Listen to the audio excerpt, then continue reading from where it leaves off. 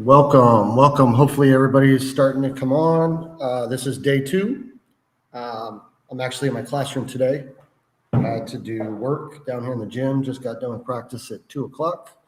So we are going live here from my classroom here at Calvary Baptist. So I'm going to drop some things in here before we get started. I'd like to hear from you guys.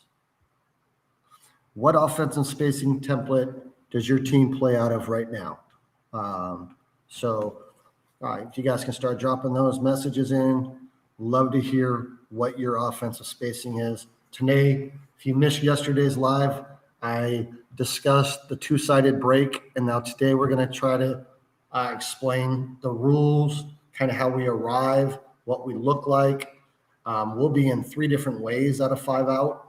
But majority, we're more like modern 5 out, 2 slots, 2 corners, and a 45. Or we are more delayed action, point guard more by the volleyball line out towards the sideline, head of the key, and then a double side. So a lot of delayed actions. And then occasionally we'll be in traditional point, 2 wings and 2 corners. And we're gonna have diagrams today, and hopefully we can get some questions answered tonight about your 5 out spacing, why I've gone to 5 out. I don't have very many post kids. My girls are 5'5" to 5'7", majority of them, and I believe that I need to play the best kids possible, regardless of size. I need to have kids that can pass, shoot, and drive, and then preferably the way we like to play defense, pressure it up and switch, press, and get out and run.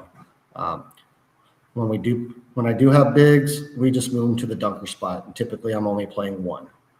Okay, so we're going to get to some actions today, but let me take this off the screen and let's get into talking 5 out today.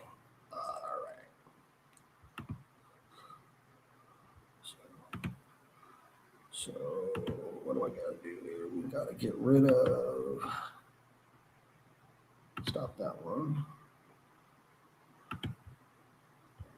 Let's get to my web application here. All right, now, I know it's small. I'm going to get it bigger for you guys. And we're going to go 5 out. Spacing. All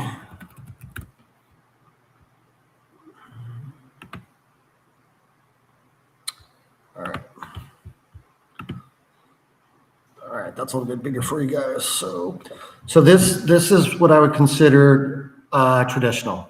If you follow me on System Basketball or this YouTube channel, I did about 5 years ago a 5 out DDM training or course that a lot of you probably watched. This is how I played. And as the games evolved with the two-sided break and 2 slots, 2 corners, and a stretch or a 45, whatever you're going to call that, I've evolved. So this is now majority of the time, for the most part, you're going to see my team in this action, especially after dead balls. We're going to have 2 slots. Maybe the 1 and 5 are a little bit closer together, but we're going to fill 2 slots and 2 corners. In my program, those are the non-negotiables.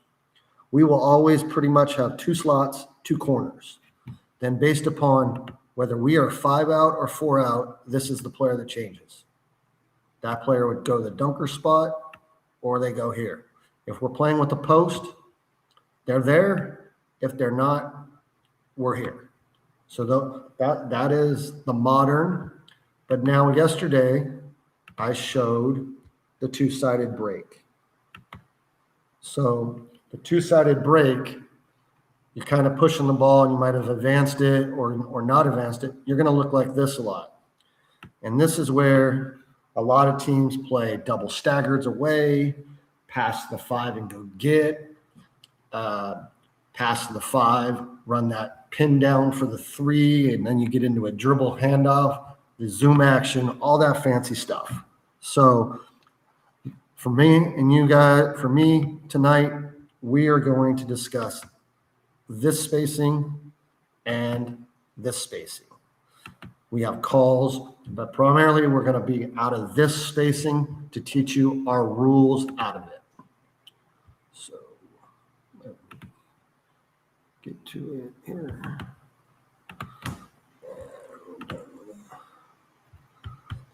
So let's go to our passing rules. So how do we teach what we run?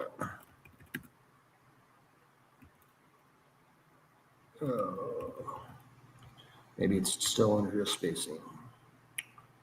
Oh, all right. Yeah, we're already in it. So we define our passing as passing down, across, or up.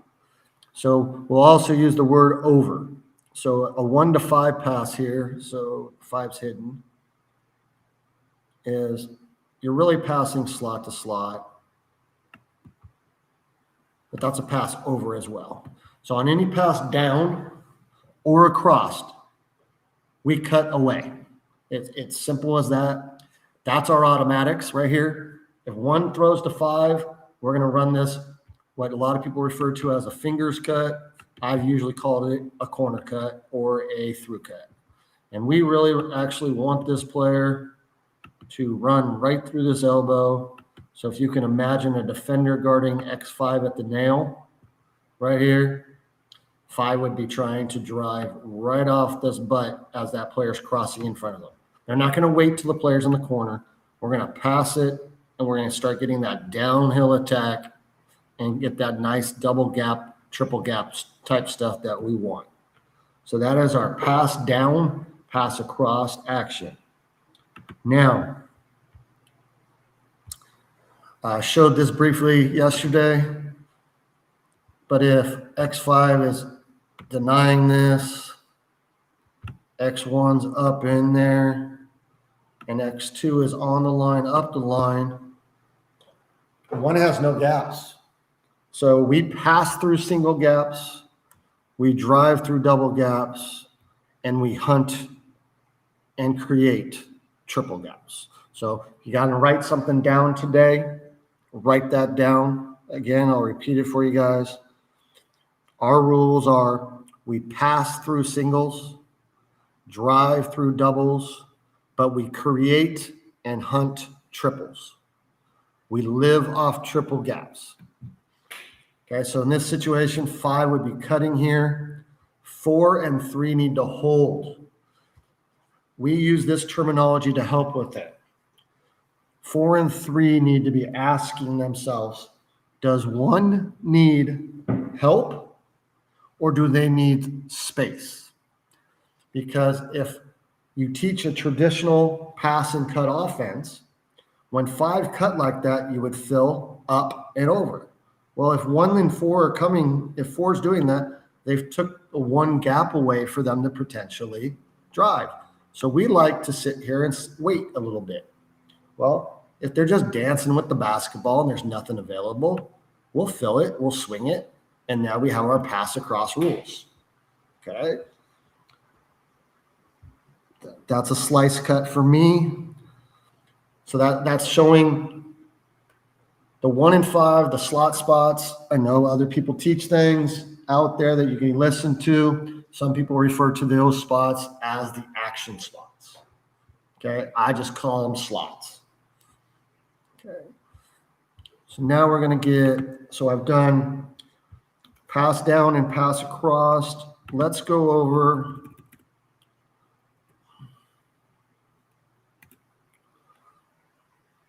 do pass up rules.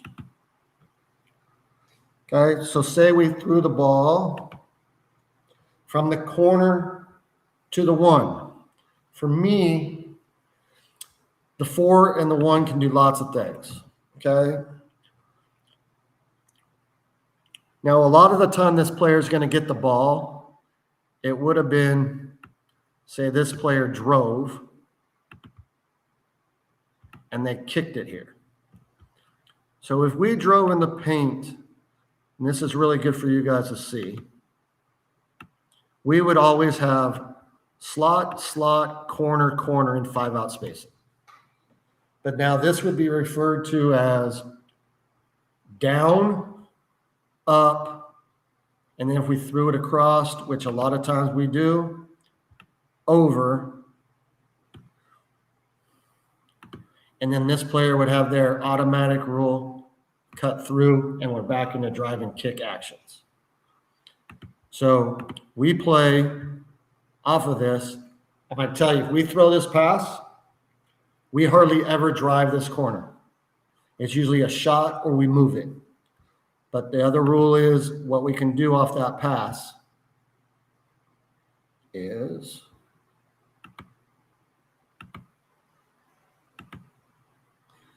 trying to get rid of this dotted line here. After they throw the ball there, we run penetrate, pitch, post. So if we did kick it and they did put it on the floor, if we drive baseline, forward, replace, cut above. If two drove middle, we would go here, under them. And last but not least, if they decided you have a guard that you want to post now, we pass and we Laker cut and we create gaps and go to the other side. We don't want to cut under them. We want to cut up and through to give 4 the ability to hit that player if 2 wants to sink and double. Okay? But let's get back to if the ball is in the dead corner here, that pass would be made, and then it would be off of that. So then we would go, what the things that I teach is that this player is denied, they can cut through, and then we're just playing, there's a huge gap to the 3 side. So they'd start their cut, and one would look to drive this way, and you're probably wondering, where do these players fill? Well, we fill around. 2 gets to the taillights, 4 gets to the window, and this player gets to the corner. And as they keep going, you're going to get to your 2 slots and your 2 corners. So that's pass up rule from there, from the corner. If we go corner to the 45, three just holds. But again, we pass through singles and we pass through doubles. So 5 can't shoot here, can't drive this single gap. And if 4 is denied, what does 4 do? I mean, it's just playing basketball, and we cut away. And as you can see here, does 5 now have room if they wanted to drive? And 1's going to give that rule. Does 5 need help, or do they need space? Well, if they need help, we're going to square the top.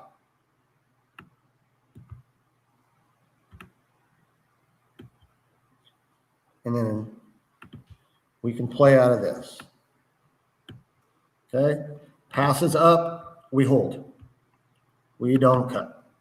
Now, obviously, is there exceptions to rules? Yes. If this player's lunging when you throw that pass, does it make sense for this player to just be a basketball player and cut for a layup? Yes. But we're more drive-centric than pass and cut-centric. But this is where you can have rules with your team. If they're not a very good driver, they're a passer and they're a spacer. So they can pass and cut away. You're not making them have to put the ball on the floor. Don't fight if they can't.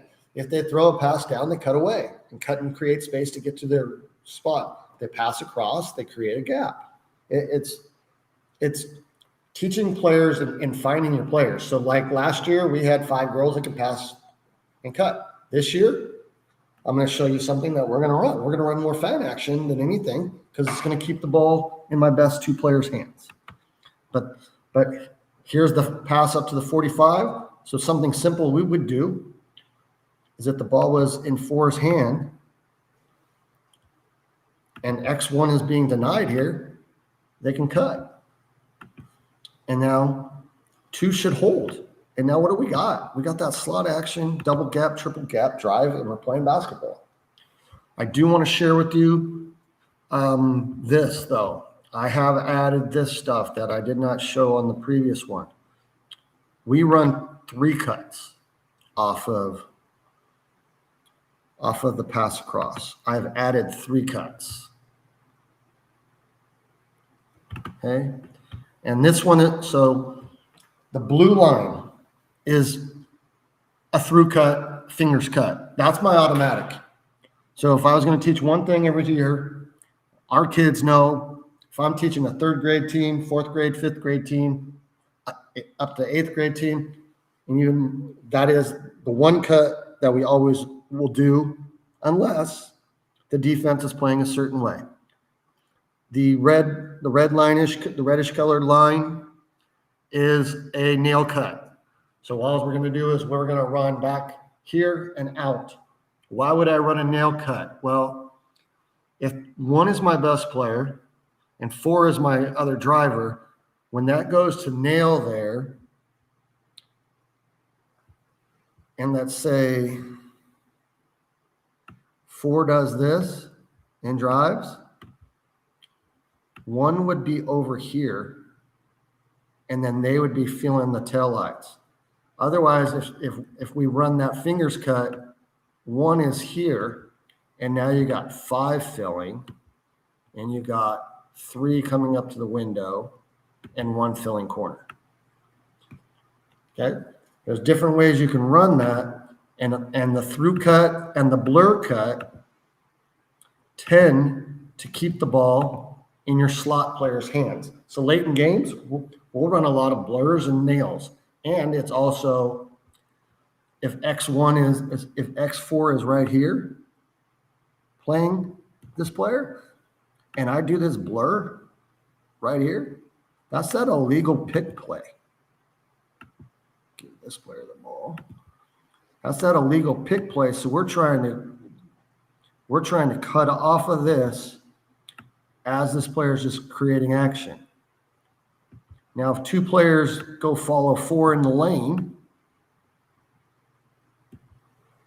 your 1 fills right back behind them. So our pass across rules are the same. Slot to slot pass, we have to cut. But I now at the high school level, I might say, this team tonight plays us a certain way. Our slot to slot pass, we're going to run nail cut, blur cuts. But if we keep playing slot to slot, we're allowed to only do a nail cut once and a blur cut once, because the through cut, the blue line one, prevents the switching. If teams are switching, don't run nail and blur. Run through. Okay? Now, here is for my team. We have an option. Not only can we cut, let me get the point guard back over here, and let me get the 4 over here. Not only do we have the through cut and the nail cut and the blur cut, one of those 3. I consider those basically you're creating a gap. That's what we're doing. We can fan cut. And now, if I'm teaching a young team, the 2 is only allowed to do one of these cuts, and that's the clear cut. The clear is from the 2 side to the 3 side. And then getting up to the nail is an advanced concept that we use. It looks like it's going to be a screen or a ball screen, but it's not. It's a escape cut action like we showed in the post a little while ago. So for us now, if this line goes bye-bye, which most of the time this is how we're going to look, we are now doing the same thing that we said. I have a whole fan series inside the community where I believe I have 15 options on this. This right here is going to be my team's bread and butter probably this year because my best 2 players are going to be right here. So now this girl gets downhill. Now it puts that X1. Yeah, that's throw. That's a pass emoji, or that's a pass. So it should look. So let's say it's a drive, and let's say she kicks. This is where we get into penetrate, pitch, post. Because now if this player goes middle, 5's kind of going to be over here now. 3 is going to be here. We're all spaced. But now the 4 can stay there and get a dump off, or they can escape to the 3-point line. If she goes this way, they're going to go above her and escape out the opposite way. Okay? There's so much you can do off this action. They're your 2 best players. This is more of a big kid. You can play fan follow. And this is just simple stuff. Fan follow is fan into a ball screen. 2-man game. So if you look at the spacing on this, we would now look like what every team runs in America, the continuity ball screen. That would be our spacing. We'd be slot, 45, corner. And then this player could reject the ball screen, use the ball screen, but we're not going to be in a continuity. So fan follow for us, for all intents and purposes, gets us into a side ball screen with Gonzaga European ball screen, whatever you guys want to. Okay, but that's the fan. So going back here, this player can now go through that way or cut this way. Now, how do we differentiate that when we're learning? This player will actually, everybody knows these cuts, but this player will yell when she passes, fan, fan, fan. So that should tell your player to do it.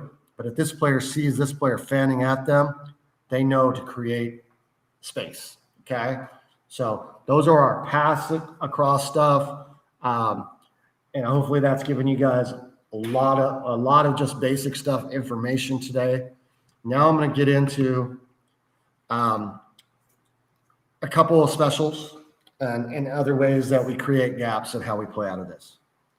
So yeah, Pete, do you call or do the players? Okay, so for me, first year stuff, fingers, I'll name the cut, fingers, blur, slice, fan, and the kids start picking it up. As you get to Christmas time,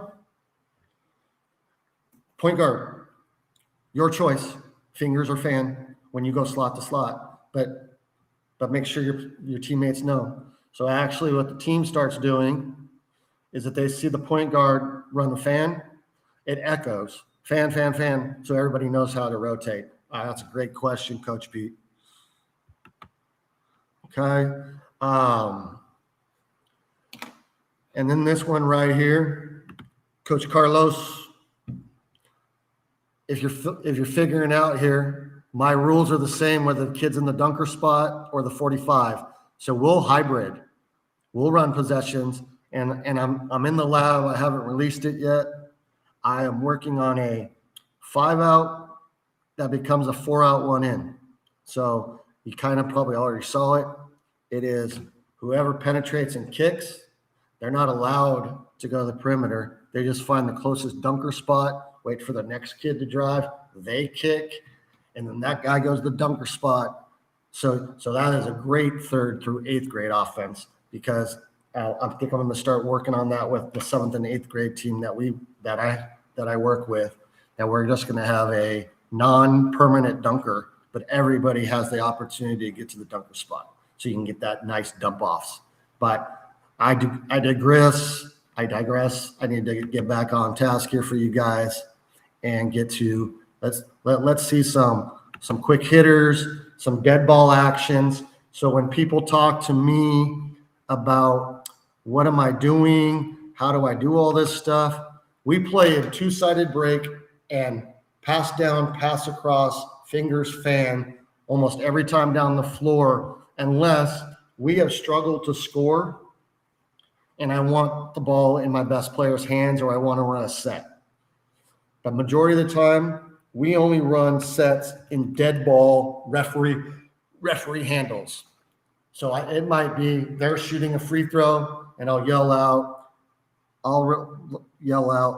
for example, here, let's say we're going to run, I'll show you this one. We're going to run five out. We're going to five out wide ghost. So a wide for us. And again, all this stuff, I did a whole 5 out wide, probably 20 actions, where I teach one action usually out of this type of stuff and a counter, or I put, depending on what we're doing. So think your 3-man is your best player. And she's just getting denied, face guarded, and you want to get them in the action. That's Caitlin Clark right there. Well, we're going to set that wide screen, and this is actually a counter. That should be to come off here and hit that 3. But if she can't, she knows to get into a blur or a ghost action. So that would create that blur action, and now you're getting straight downhill. And for us, that is something that we put in. It's a 1-pick action called a wide, and now you've done a wide. And if the kid can't get the jump shot, this is actually the counter to it. She just continues across. It could be a ball screen, but we usually just ghost it. Because if that player is a shooter, they're going to attach to the butt, and they're just going to keep going, and that your point guard's going to get straight downhill. It's simple. But that created a gap, because I'm all about making gaps. Everything I try to do is gaps. Okay, your point guard's your best player. Okay, you're coming down the court and you're in 5-out delay. Again, a whole series inside the community, 5-out delay. Okay, now delay off of this. This is playing basketball. I'm gonna be able to. So R1. If I cut like this and they take that away, I'm just gonna basket cut. If they're underneath, if they're sagging off, this is my favorite action. 5-out delay get. So you throw it and then you go get it. But how do we create that gap? Well, our 45 creates it, and now we are here, and it's straight downhill. Boom. And if you got Draymond Green or a decent player here, they're switching it or they're trapping. I fake handoff, and now the 5 takes it to the basket. Okay? So for us, that 5 is a player. They're not just a post. I would not be having 5 perimeter players playing in this offense if they all could not pass, dribble, shoot. And I fully believe I only want one player on a court that cannot do those things. So I am not a 3-out, 2-in guy. I want spacing, and I want to be able to attack the basket. If I had 3 or 4 girls that are 5'10" and post up, I wouldn't run this. I'd get the ball inside. I don't get those type of players. And if you're on tonight, you're probably in the same situation as I am. I am a guy that looks at my team and says, 6 of my 8 best players are guards. I have 2 bigs. Okay, we're playing 4-out, 1-in this year. I have 1 post player. Okay, I'm going to primarily teach out of 5-out spacing template, but when that girl goes in the game, we'll be 4-out, 1-in spacing template. So I've evolved and I've found how to run all this stuff, either or. So if you're looking at all this tonight and you're going, what is this? Well, it's a combination of a lot of things. It is dribble drive, drive and kick spacing principles. It's drive and space Doug Novak concepts. And it even takes a little bit of read and react. So it's all those three into it. And then you can take your spin on things and go horns, go Princeton, go 5-out delays. Okay. So I have a few more for you. My favorite action, if you've ever followed me, is wave. How do you run that mark out of 5-out? Well, here we go. Okay. There it is.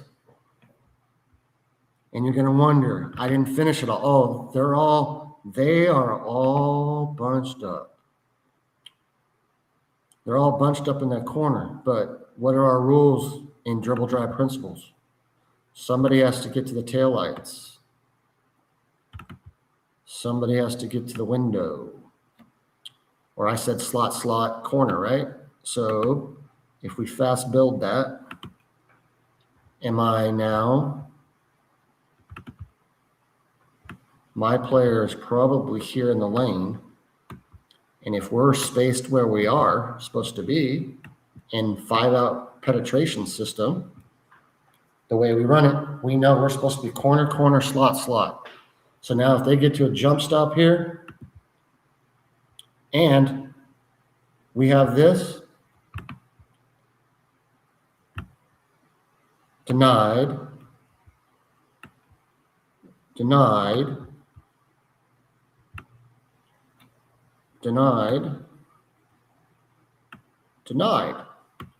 you get into second cuts. Or that's playing one-on-one to the basket. If they're like that, that's because you could shoot. Where should that player have gotten? To the rim. But if that doesn't happen, we can have backdoor cut. Another one we'll do sometimes, we just throw a bounce pass right off this player's butt to here. So if I just slid there and this player was late through that bounce pass right here, what type of closeout is this going to be? Bad closeout. Okay.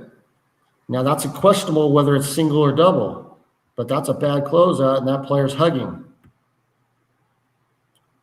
So what do you do when you're there? This is where we fill this player to here on that pass. So if they drove that way, this player can fill this way. If they drove this way, she can fill this way. And what's the player going to do? Probably double team. Who's going to be wide open? Oh, now you got X2 having to guard 2-on-1. Basketball, if you can get this one thing to write down again tonight, all you're trying to get your players to understand is 2-on-1 basketball. If you can get two people, if you find yourself spaced or drive an attack and put them in a 2-on-1 situation, your offense is going to be beautiful. And I said this 2 weeks ago. If your offense is not creating long closeouts, then your offense will struggle.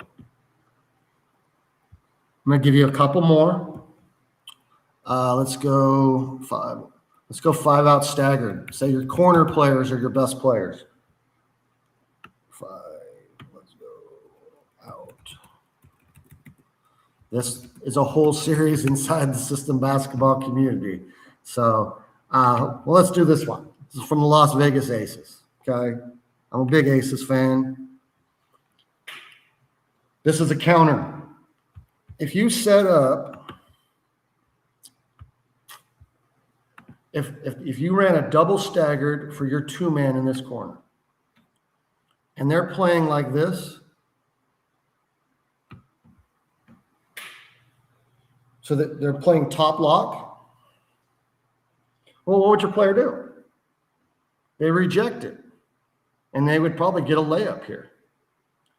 Okay? So now how do we run out of this? Okay? Well, there's a whole bunch of series of this. I mean, this one's complex.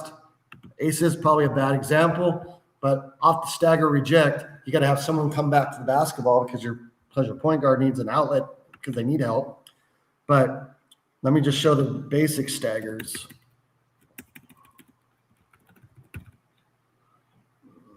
Okay, staggered.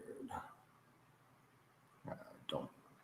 5-out staggered fist. This is what we run. Okay.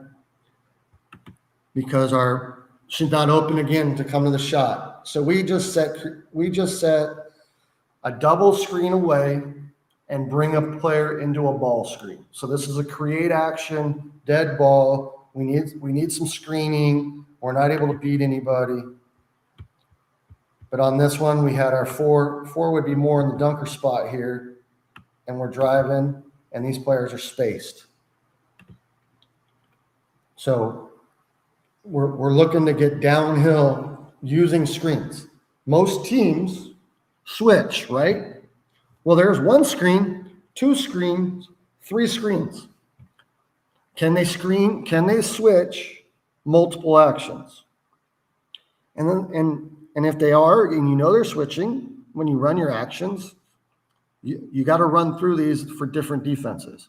So honestly, I only have a few sets, maybe 7 to 10 dead ball sets. I may give you guys in clinics like 20 million things to do. I'm not picking all those things.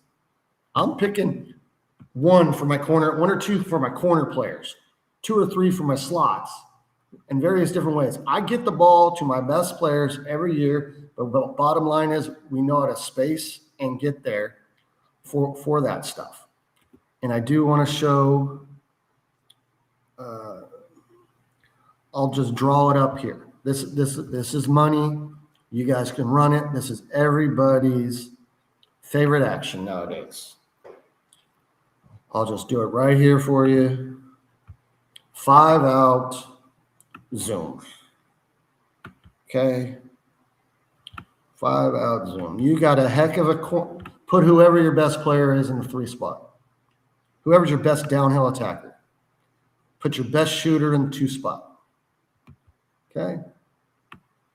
And you can run it 2 ways. If your point guard is your best shooter, you would run zoom fan, I think is how I would refer to it. But we're going to go zoom action. Okay. Space, 45 in corner, away. Okay. Pin down. DHO. Okay. Us old hats in the room this used to be called Chicago. Somebody came up with Zoom and we fast build it. Give 3 the ball on the handoff. We turn this corner. Now, choices. If we're a 4-out team and this is a non-shooter, tell them to get to the dunker spot. If they're a shooter, get to the taillights. Okay. That's zoom action. Okay. But that's nuts and bolts of the last 2 nights of us talking about the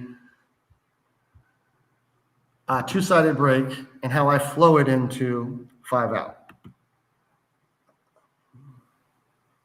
Okay, so I'm going to look at the screen here, see if we got some more questions. I'm going to bring some up tonight and do some question and answer and bring this up for us.